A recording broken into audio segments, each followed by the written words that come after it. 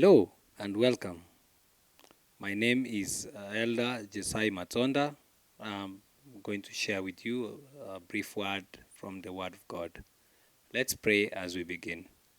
Mighty Father, we come before thy presence, thanking you for yet another occasion that we are going to go through their word, trying to understand your word and bringing it open into our lives. Father, we pray that your Holy Spirit may guide us, guide our listener, and everybody will have a chance to watch this video so that, Father, you might bring us closer to thee, closer to your word, and make us and prepare us for the soon return of our Savior, Jesus Christ. Help us as we go through this, for we pray, believing and trusting in the mighty name of Jesus, our Lord and Savior. Amen. We are going to share a word from the Bible. We are reading from the book of 1 Thessalonians 5. We start from verse 1. It says, But of the times and the seasons, brethren, you have no need that I write unto you. For you yourself know perfectly that the day of the Lord so come as a thief in the night. For when they shall say peace and safety, then sudden destruction comes upon them, as travail upon a woman with child, and they shall not escape. But you, brethren, are not of darkness, that the day should overtake you as a thief. Ye are the children of the light and the children of the day. We are not of the night, nor of darkness. What is the Bible trying to teach us here? First of all, it has mentioned that the day of the Lord is going to come as a thief in the night. What does that mean? It means that just as you normally, maybe in the place where you live, normally you don't expect any thief to come at night, and you are asleep and you're resting, then so all of a sudden you hear something banging and you hear maybe movements outside and they disturb your sleep, and out of that you hear that there are thieves, maybe they come try to rob you or they rob your neighbor. All these are things that we'd never expect. So if you look at that scenario and you now picture it into your life, you see when the Bible says that the day of the Lord is going to come as a thief in the night, it actually points out that to some of us, the Lord will come in an unprepared situation. We will not be prepared. And these are the same people that the Bible also points that they're going to want to be told that there is peace and safety. Why?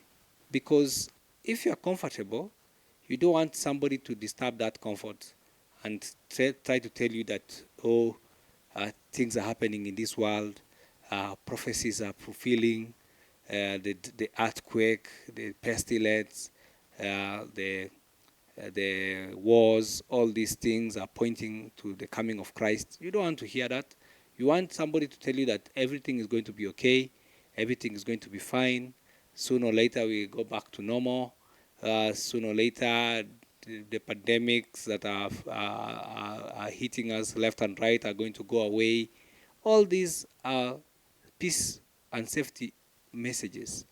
But for the children of God, the Bible says that we are not the children of darkness. Neither are we supposed to be found as in unawares. Let me read another verse from the same chapter. It says, now I'm reading on verse 6. It says, therefore, let us not sleep as do others, but let us watch and be sober. That we are not supposed to sleep. What does that mean? Does that mean that everybody who's waiting on the Lord is going to stay awake for maybe a year? No, that's not what the Bible is saying. The Bible is saying that we are not supposed to be spiritually asleep. That we are not supposed to be not knowing what's happening, not knowing what time we are living in, and we are not also supposed to be asleep in that we don't have anything we're doing about Christ's coming, that we're not spreading the message, we're not sharing the word, and also that we are not actually even allowing Christ to work in us, to change us, to allow us to feel the urge and the need, and also to change our lives in accordance to how things are prevailing. Then the other verse I'm going to read now is from verse 7 to 8. It says, "For they that sleep in the night, and they that be drunken are drunken in the night. But let us, who are of the day, be sober, putting on the breastplate of faith and love, and for an helmet the hope of salvation." That we who are awake, we who are not children of the night, nor of darkness, the children of the light, the children that are sober and watching, us are also supposed to do something more. And the Bible is now telling us here that we are supposed to put on the breastplate of faith. What is a breastplate? Breastplates are things that the Roman soldiers used to use, helmets and protective gear that is used to protect you against as you go out for war, protect you against harm. So the breastplate is actually covering the front part of the soldier, and then the helmet is on the head, and then they carry the sword. There's also a sword that is mentioned in Ephesians. Because all these things are being mentioned here, faith, love, and hope of salvation, they can only be found in our Savior Jesus Christ. And how do we go about this? If you look at the Bible in John 15, verse 5, Christ says, "You can do nothing without me." What does that mean also? It means that if we don't totally rely in our Savior, if we don't go to our Savior crying to Him, telling Him, "Give us the power and the strength to put on this faith of this breastplate of faith, this love, this hope of salvation," we are not going to be able to do all these things without the Savior's help. So I'm reading from the book of 2 Corinthians 12, verse 9. It says, "And he said unto me, My grace is sufficient for thee, my strength is made perfect in weakness. Most gladly, therefore, I will rather glory in my infirmities, that the power of Christ may rest upon me." So, what's Paul also teaching us here? That when we rely on our Savior totally, knowing that we are weak, because every human being is weak, and we're not able to do that which God requires from us. But if we rely on our Savior totally, and we go to Him for His strength is sufficient for us and is made perfect in weakness, what does that mean? That when we are weak, when we are the weakest, when we feel that we cannot do this alone, we need the Savior totally, surely, and every time, then for sure He is going to be our aid. He's going to be next to us. So as we take on the breastplate, the helmet, all these enabling powers that are put out at our disposal by the Savior, we are going to see that He's going to work through us and in us. There's also one quotation I want to read from the book of the Desire of Ages. That is page 279. It says, "Christ took upon Himself humanity, that He might reach humanity." He took upon Himself humanity, that He might reach humanity. Divinity needed humanity. It says, divinity needed humanity, for it required both divine and human to bring salvation to the world. That's why our Savior was born of a woman, brought up in this world, raised up in this world, so that He might link up heaven and earth, so that salvation will be brought to us.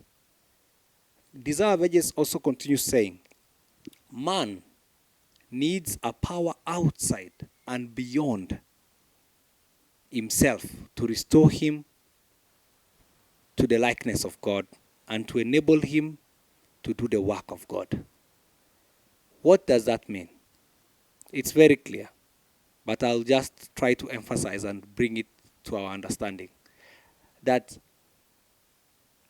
man needs a power outside and beyond himself. It means the power is not in you. The power is outside you. You need to look for it. You need to go deeper. You need to cry for it so that that power, that divine power that Christ is enabling us through the helmets, through the breastplates, is going to come in you so that it will restore you to the likeness of God. Because that is the plan of salvation. The plan of salvation is to restore us to the likeness of God and to enable us to do the work of God. Because the work that God requires of us is perfect and cannot be done without that enabling power. 2 Corinthians actually says that but we have this treasure in the earthly vessels. Which treasure is this that is in the earthly vessel? Which are these earthly vessels? This is our life. Because as we are here on earth, we are possessing an earthly vessel, our bodies, the human mind and everything. And then it goes ahead to say that, but we have this treasure in the earthly vessels, that the excellence of the power may be of God.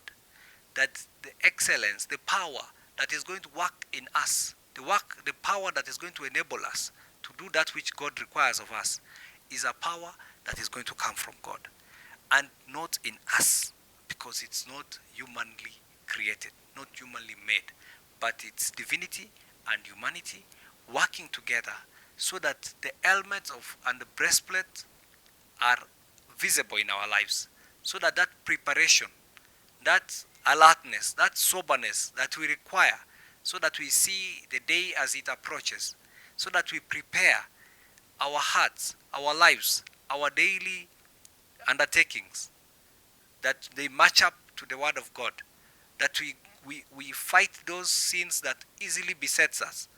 We fight them off, and we now gain power to overcome sin and do that which is required of us. All these are going to be possible if we believe and trust in our Savior, and we go to Him knowing that His power is sufficient in our weakness, that His strength is going to work when we are weak, but we cry to Him. Then the strength will enable us to be prepared so that the thief in the night will never catch us unaware. I thank you for having the time to listen to this, and I know that through our Lord, through our Savior, we are going to be able to fight and to stand strong so that we are called overcomers and we share with Him forever and ever in His mighty kingdom. Let's pray as we come to a close. Mighty One of heaven, our Lord, I come before Thy presence, thanking You for the time that we have been able to share Your word.